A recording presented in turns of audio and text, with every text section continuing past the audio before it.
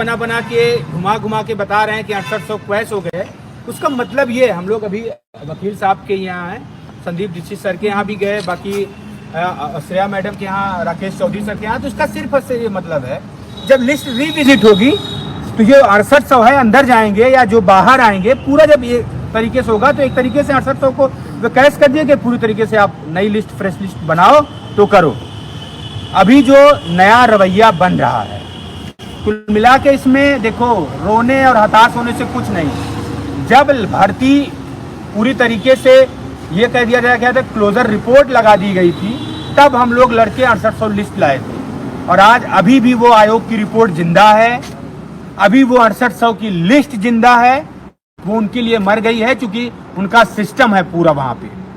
हम लोग सड़क पे लड़े, ले आके कोर्ट में हमको बुताना चाहते हैं, सोचते हैं इनका मोराल डाउन कर देंगे। कुछ नहीं, हम पूरे प्रदेश को जगाएंगे, पूरे प्रदेश में पिछड़े दलित नेताओं को जगाएंगे, फिर से पूरा वही माहौल बनाएंगे। और सबसे बड़ी बात, आप लोग ये समझ लीजिए, आपके लिए करो या मरो की स्थिति है फिलहाल के लिए। क्योंकि अगर हम लोग डबल बेंच जाएंगे, सब जाएंगे, लेकिन उसका कोई मतलब नहीं होगा। पहले गवर्नमेंट जाए, उसको इतना हम विवश करें। और मुझे पूरा भरोसा है कि गवर्नमेंट लिस्ट रिविजिट नहीं कर पाएगी। अभी इसमें बहुत सारे रायता हैं। शिक्षा मित्रों को 5000 और लोगों को नौकरी देना होगा इनको, वो कहां से दे पाएंगे। दूसरी बात, अभी जो लोग नौकरी कर रहे हैं ना, अभी की स्थिति ये है कि जो हमारे पिछड़े वर्ग के लोग नौकरी कर रहे हैं, वो लोग नीचे चले आएंगे। रंजीत भाई के हिसाब से कौन लोग चले आएंगे नीचे? 4000 लोग लगभग। हाँ, 4000 लोग। अरे अब और भी डाटा है, हम लोगों ने इसको, सूरज भाई जानते हैं पूरा एनालाइज। बाकी जो थर्ड काउंसलिंग में गोला पोला किए हैं, अब तो इनको पूरा कोर्ट ने ये बोल दिया है कि आप पूरी लिस्ट को category wise, cut off wise उसको इंडिकेट करिए, कौन कितना नंबर पाया है, किस कैटेगरी में जा रहा है, कौन ओवरलैप करेगा, कौन ओवरलैप नहीं करेगा, ये सारी चीजें उनको बतानी होगी। तो कुल मिला के हमारे पास संघर्ष करने के लिए बहुत अच्छा समय है। और हमारी नौकरी, जैसे ये आरक्षण, निकाय चुनाव आरक्षण के मामले में सिंगल बेंच ने हरा दिया था, यही उपाध्याय जी थे, दमखम लगा के क्या बोले थे कि निकाय चुनाव में तुरंत इसको आरक्षण रद्द करिए और तुरंत चुनाव कराइए। क्या हुआ? सरकार गई, जीती, हमारे समाज के लोग जागे। तो कल से हम वही करेंगे। जब लखनऊ में अपना परचम लहराएंगे, अपना झंडा, डंडा, बैनर सब लोग करेंगे, तो पूरा एक माहौल बनेगा और वो माहौल पूरे प्रदेश के माहौल को बदलेगा और डबल बेंच में सरकार जाएगी पूरे प्रेशर के साथ। नहीं तो ये निकाय चुनाव में पिछड़ा दलित विरोधी हो जाएंगे। और बाकायदा इस समय जो शूद्रों वाला मामला है, उससे ये लोग बच नहीं पाएंगे। पूरी सरकार घिर जाएगी कि ये लोग पिछड़ा दलित विरोधी हैं।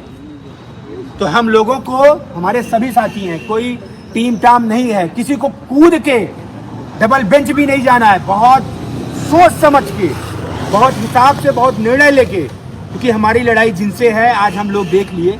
बहुत खुश होके, कोई ये तो नहीं सोचा था कि ये हो जाएगा भाई। 6800 प्रोसीड होती ना होती, क्योंकि फ्यूचर वैकेंसी का मामला था, बहुत सारे मामले, लेकिन ये ऑर्डर किसी ने वो नहीं किया था। तमाम हमारे आंसर की के भाई, हाँ, उसमें इंतजार कर रहे हैं कि क्या उनका होना है, क्या नहीं होना है। और जो अभी कल काउंसलिंग होनी थी एनओसी वालों की, सबका भविष्य अधर में है।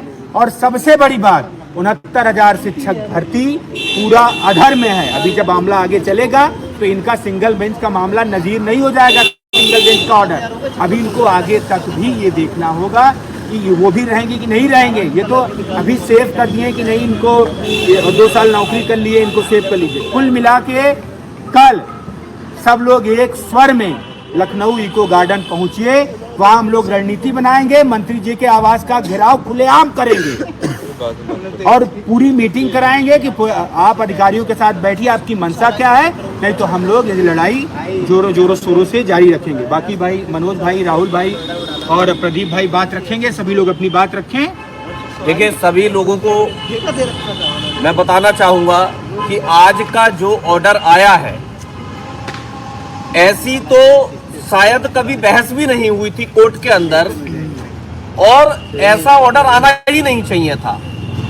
और ऑर्डर अपने आप में ही कॉन्ट्राडिक्शन है, लेकिन हम सूत्रों को ये समझ जाना चाहिए कि अगर हमें संघर्ष से जीत मिलेगी तो संघर्ष करने के लिए हम तैयार रहे। यहां पर हमें ये नहीं करना है कि हम आंसू बहा करके बैठ जाएं कि हमारे नसीब में शायद ये लिखा था। उस नसीब से ऊपर उठ करके अब हमें लखनऊ में एकत्र होने की जरूरत है। जिस तरीके से आपने देखा था कि पूरे उत्तर प्रदेश ही नहीं वरन पूरे भारतवर्ष के अंदर नगर निकाय चुनाव के मामले में सरकार को खुद सुप्रीम कोर्ट जाना पड़ा था और उन्होंने ये अपने आप को दिखाने की कोशिश की थी भारतीय जनता पार्टी ने कि पिछड़ों के लिए, शूद्रों के लिए हम हितैषी हैं। इसी तरीके से अब वही काम हमें इस 69,000 शिक्षक भर्ती के लिए, अपने शूद्र भाइयों के लिए, अपने आरक्षण के लिए करना पड़ेगा। किसी को भी किसी भी तरीके से निराश होने की जरूरत नहीं है। ऑर्डर में सब कुछ सही है, लेकिन सिर्फ एक बात गलत है कि 90 से 97 के बीच जो लोग हैं वो केवल और केवल अपनी कैटेगरी में रहेंगे। आरक्षित वर्ग के अगर 90 से 97 नंबर ATRE में पाए हैं तो उन्हें आरक्षित वर्ग में ही रखा जाएगा, भले ही उनकी कट ऑफ चाहे कितनी भी ऊपर चली जाए। तो ये हमारे लिए बहुत गलत है और हमें इस ऑर्डर को नजीर नहीं बनने देना है।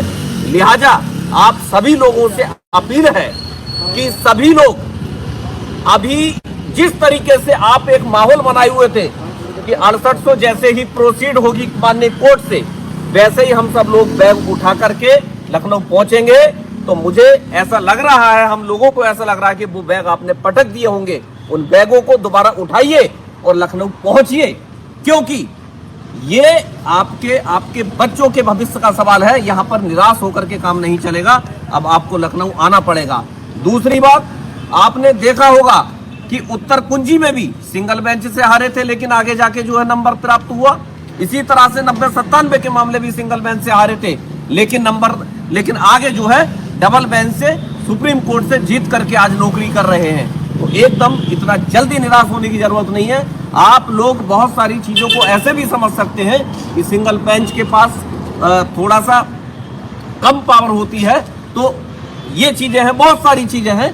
आप सभी लोग जो है तैयार हो जाइए और कल अभी लखनऊ के लिए रवाना हो जाइए। अभी लखनऊ निकल लीजिए, आपको नौकरी मिलेगी। हमारी सारी टीम, भाई राहुल मौर्य जी हैं, भाई प्रदीप बघेल जी हैं, सभी लोग हम एक साथ हैं, भाई अमरेंद्र हैं। हम सब लोगों को एक साथ आकर के लड़ने की आवश्यकता है, संघर्ष करने की आवश्यकता है।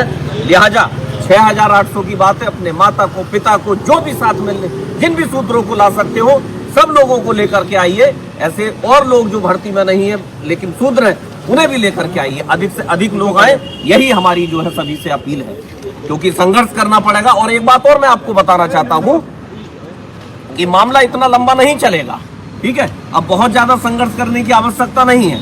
ये कोई कदापि ना सोचे, मेरे पास रो रो के लोगों के मैसेज आ रहे थे कि अब तो भैया 2 साल के लिए गए, 1.5 साल के लिए गए। देखिए, संघर्ष अगर करेंगे तो बहुत ही जल्दी काम हो जाएगा। अब आगे जो है वो चीज नहीं होनी है, लेकिन सरकार पे हमें दबाव डालना है। और सरकार पे दबाव डालने के अलावा पूरे समाज को ये दिखा देना है कि आरक्षित वर्ग के साथ एक नगर निकाय चुनाव में और दूसरा 69,000 शिक्षक भर्ती के मामले में ये हमारे साथ गलत हो रहा है और हम इस गलत के लिए एकजुट खड़े हैं।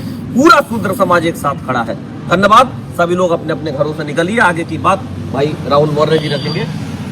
सबसे पहले तो आप लोगों से ये बताना चाहेंगे कि आप लोग बिल्कुल भी निराश मत होइए, क्योंकि ये तो पहले से ही पता था कि जो भी ऑर्डर आएगा मामला डबल बेंच में जाएगा। अपने फेवर में आता तो भी डबल बेंच में जाता, और ये तो हम लोग पहले से माइंड में सेट किए थे। अगर सरकार चाहेगी तो विदिन 10 डेज, मतलब 10 दिन के अंदर अगर वो नियुक्ति दे ले गई तब तो ठीक है, और नहीं तो फिर मामला डबल बेंच में ही जाकर के फाइनल होगा। वहां से जो भी रहेगा, अगर स्टे लग गया तो सेम कंडीशन अगर हम लोगों के ऊपर अप्लाई हो गया, मीन्स अगर हमारी 6800 की लिस्ट इन्होंने क्वेश्चन कर दिया है, तो आप लोगों को निराश और हताश होने की जरूरत नहीं है। हम लोग डबल बेंच में चलेंगे। और उससे पहले जो यहाँ की रणनीति बनाई गई है कि आप सभी लोग लखनऊ के लिए निकलिए, क्योंकि अब जरूरत है।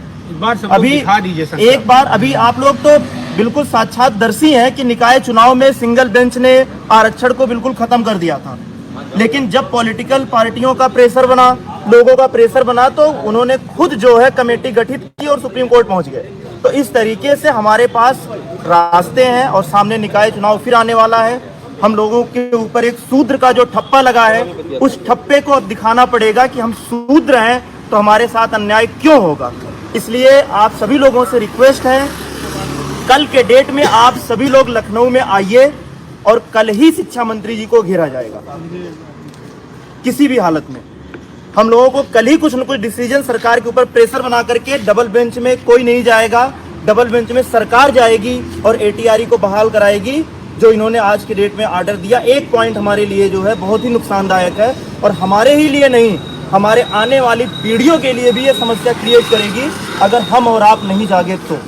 इसलिए अभी आज के डेट में जो पूरा माहौल बना हुआ पूरे उत्तर प्रदेश में कि सरकार कहीं न कहीं शूद्र विरोधी है, तो इस विरोध को हम लोगों को अब पूरी तरीके से प्रचंड रूप में दिखाना पड़ेगा कि सरकार सच में शेयर करिए इन सब सरकार चीजों को। सच में जो है शूद्र विरोधी है। आज के ऑर्डर से कहीं न कहीं ये चीज दिखने लगा है। सरकार ने खुद लिस्ट निकाली थी तो इस तरीके से नहीं होना चाहिए था। तो आप लोगों से रिक्वेस्ट है कि कल आप सभी लोग लखनऊ में आइए।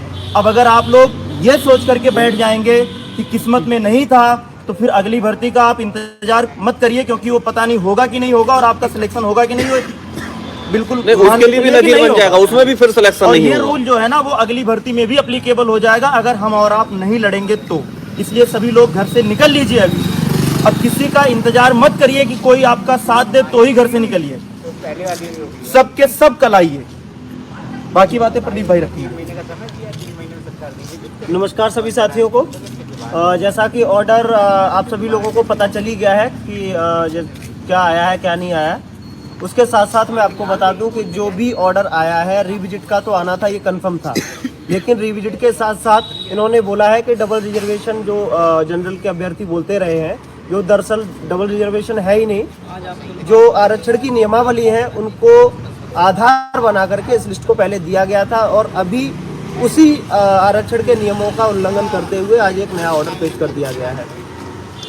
ठीक है, तो जो बेसिक की नियमावली है, भर्तियां बेसिक की नियमावली से होंगी, ना कि किसी और अन्य किसी माध्यम के द्वारा होंगी। उसके लिए सरकार ने नियम बनाए हैं, हमने नियम नहीं बनाए। सरकार उस नियम को डिफेंड करेगी और उसको डिफेंड करने के लिए हमें सरकार को सभी लोगों को मिलकर के खड़ा होना पड़ेगा और सरकार को चेताना होगा कि हाँ वो डिफेंड करे, और कैसे करे वो हम लोग बताएंगे। तो सभी अभी जो डिटेल्ड में क्या आया है क्या नहीं आया उस पर न जाते हुए मैं सभी साथियों से यही अनुरोध करूंगा, क्योंकि लाइव भी बहुत लंबा हो जाएगा, सभी लोग अभी के अभी घरों से निकलें। अभी के अभी सब लोग निकलेंगे। सुबह 6 बजे तक लखनऊ के अंदर होने चाहिए सभी लोग, और सुबह 6 बजे के अंदर होंगे तो कल ही हम लोग इस चीज़ में अपनी कामयाबी को हासिल करते हुए आगे बढ़ेंगे। और एक और मैं बात बता दूं, नौकरी लेंगे 6800 अटल सत्य था, है और रहेगा। अगर आप लोग घर से निकलेंगे तभी होगा। तो आप सभी लोग घर से निकलिए, सुबह 6 बजे तक यहाँ पे पहुँचिए। ठीक है, आगे की बात रंजीत भाई रखेंगे। साथियों, बहुत सारी चीज़ सब लोगों ने बता दी। मैं देख पा रहा हूँ जब से ऑर्डर आया शाम से लोग बहुत परेशान हैं। कई लोग तो फ़ोन किए रो रहे हैं। क्यों परेशान हो भाई? ये समझ लीजिए कि जब धरना शुरू हुआ था किसी को कुछ पता था कि क्या कुछ होने वाला है?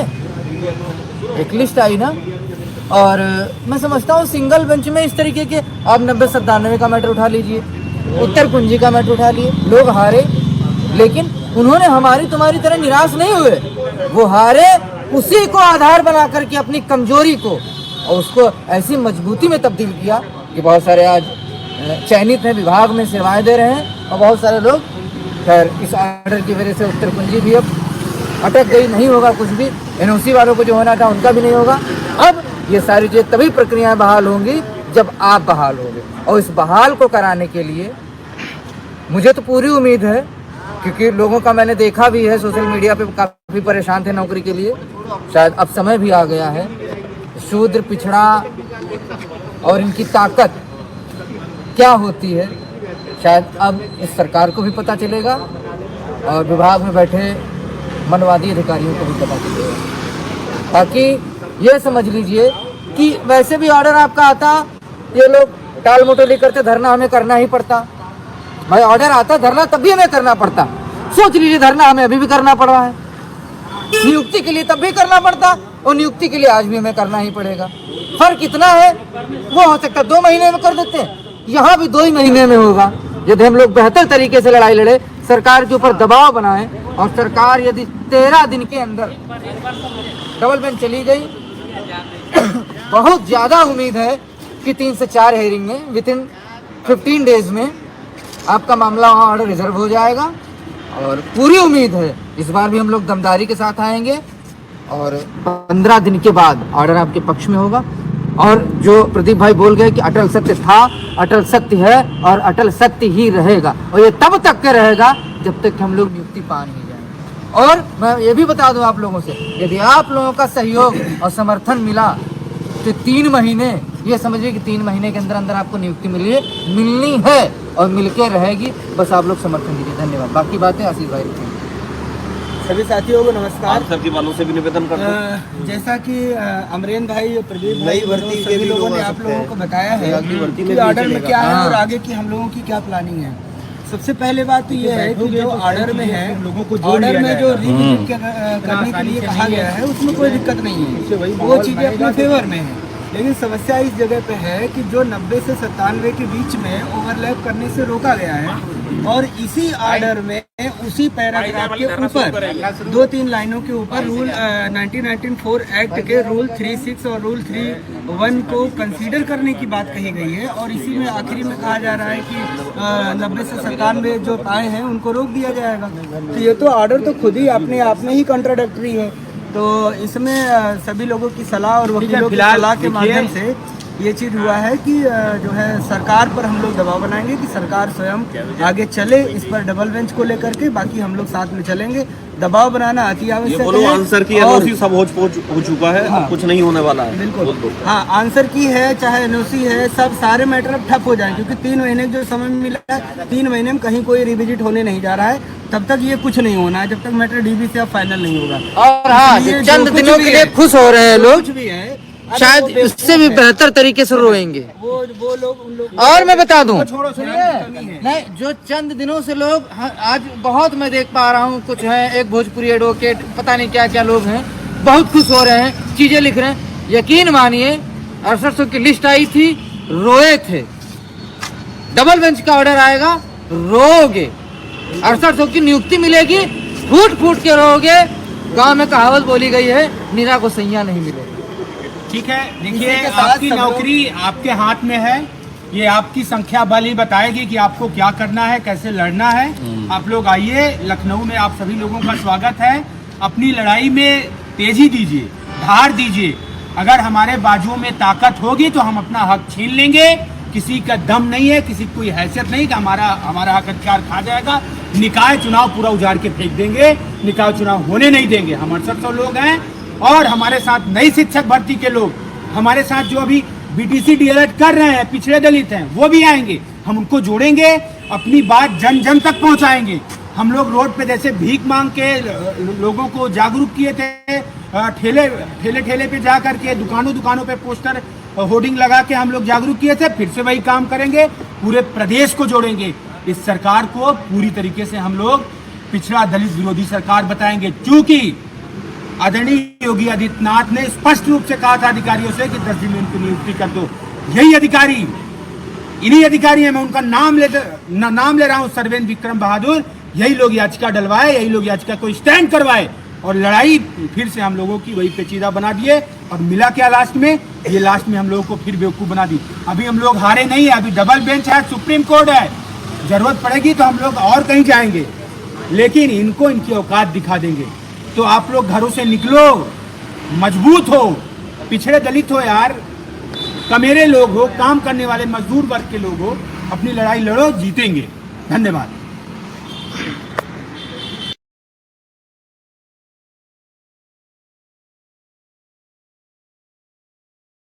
चलिए मिलते हैं नेक्स्ट वीडियो में ऐसी ही ऑथेंटिक ब्रेकिंग न्यूज़ के साथ। यदि आप हमारे चैनल पर नए हैं तो चैनल को लाइक, शेयर एंड सब्सक्राइब करने के साथ साथ बेल आइकन को दबाना ना भूलें, जिससे कि आने वाले वीडियोस के नोटिफिकेशन आपको मिलते रहें।